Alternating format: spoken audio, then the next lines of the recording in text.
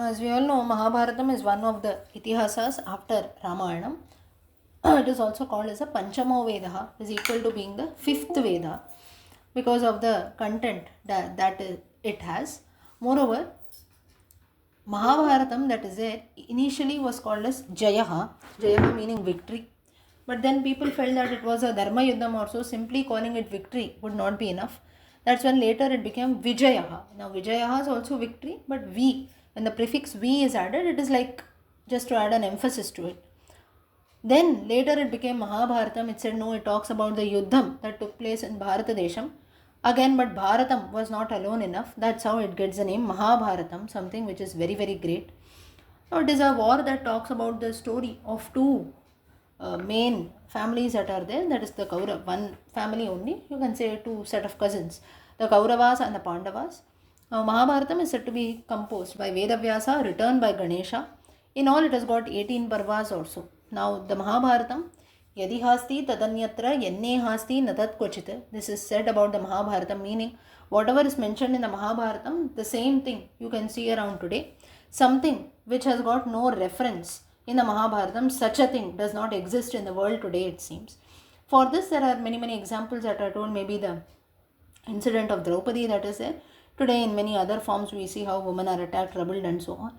Moreover, the issue of property that lies in between brothers, the same thing we see. So the form might be different also, but like this, these are few examples wherein whatever has been mentioned in the Mahabharatam, good or bad, all that is something which we see around today.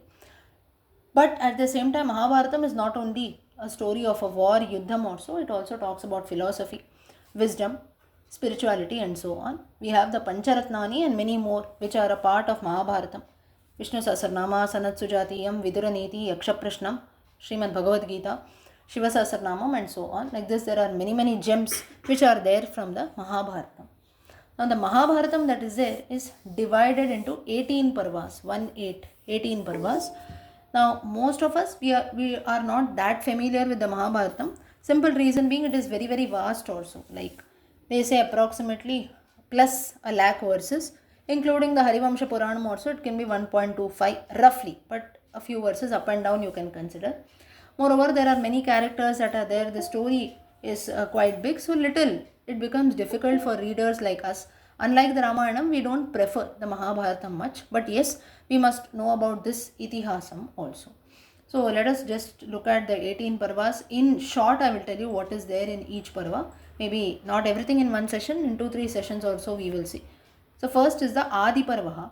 Adi Parvaha, like the name itself suggests, talks about the first parvam of the Mahabharatam. Mainly, it introduces about the story or so, the main characters and everything. It mainly talks about the story of Shantanu, how he gets married to Ganga Nadi and Satyavati. Further, it also talks about the birth or the beginning of the Kuru dynasty and how the rivalry between Kauravas and Pandavas was started. Now, Adi Parvam is basically the beginning, that is the book of the beginning, you can say, wherein as per the Mahabharatam that is there, how the epic came to be recited in the forest of Naimisharanyam, like in the all other Puranas also you have the mention. Similarly, the first time it was written, it was, you can say, narrated also in Naimisharanyam, and it is basically a conversation between Vaishampayana and Janamejaya, and it came to be recited by a person called Ugrasrava Sauti. It is in those times to the assembled sages who are there at the Naimisha forest. It was first being narrated at now it is not actually a conversation between Janamejaya and Vaishampayana. It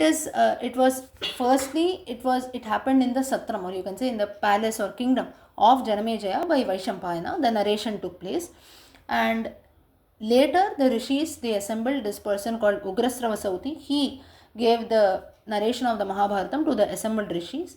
So basically, the first parvam that is there talks about the gist of the entire chapter, the history of the Bharatas that is there, that is Bharatavasis is told, Brigus that is described. It talks about the early life of the Kuru dynasty and how the Pandavas were there, how the Kauravas were there. So like a gist or beginning also is all mentioned in the Adi Parvam.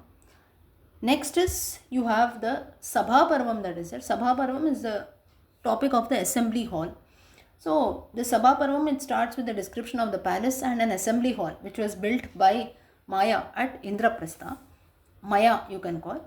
And this basically covers this chapter that is there. The Sabha Parvam covers a lot of principles also of administration, governance and so on, how a kingdom should be ruled, how citizens should live, and what exactly happened at Yudhishthira's Rajasuya Yagam, and the main incidents that took place in the court, then what happened to the game of dice that is there in gambling, and how Yudhishthira, he bets everything, he loses the game finally, which leads to the exile of the Pandavas.